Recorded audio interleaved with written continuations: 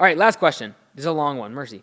How do you avoid making trips back to manage the project? Basically send your team and they know everything that needs done and what's expected. I have a mowing team, 100% self-sufficient, and a landscaping team has questions and 1 to 2 visits at a job site by me daily. And it's hard to perform applications, my role, as I am the only licensed tech at the moment. It really cuts down on my productivity. More elaboration on the project videos and how to streamline those projects would be great.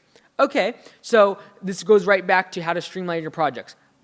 Notes and your video, we'll go back to that in just a second, are really, really important. The next thing is, the minute you show up on a job site, if you take ownership of the job, like dominate it, and like you're talking to the customer, like as soon as you talk to a customer after the project manager's there, you've completely disarmed him, because the customer will always want to talk to you. If you're the estimator, the owner, whatever, they will always want to think that you're the decision maker if you ever show back up on that job. So our goal is for the estimator never have to show back up on the job unless it's like something's terribly going wrong or a project manager got sick or something crazy.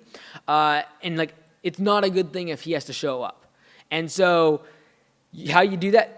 Clear job notes, clear estimate notes. The project management video is simply after the estimate is done, the estimator takes a video of everything that was talked about in the walkthrough with the customer, and then that video is sent to the project manager and the entire crew that's going to be on site, and they literally see the estimator point things out on his cell phone with a video on the job. So that paired up with the estimate note should be very, very clear. And the big thing is they need to know that you're not going to step in and overpower them, that they can take ownership, you give them responsibility, you back up their decisions if they decide something.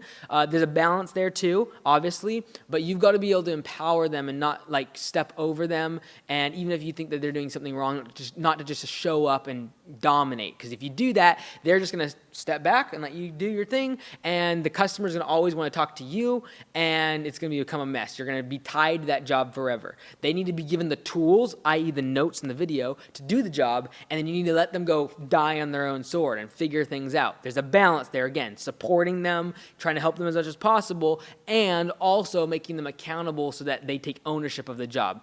Very fine balance there. But having the notes and the video, very important, and then not disempowering them later in the job by showing up or just making decisions for them or being the liaison between them and the customer. They should be in direct communication with the customer, and so there's not any issues with communication.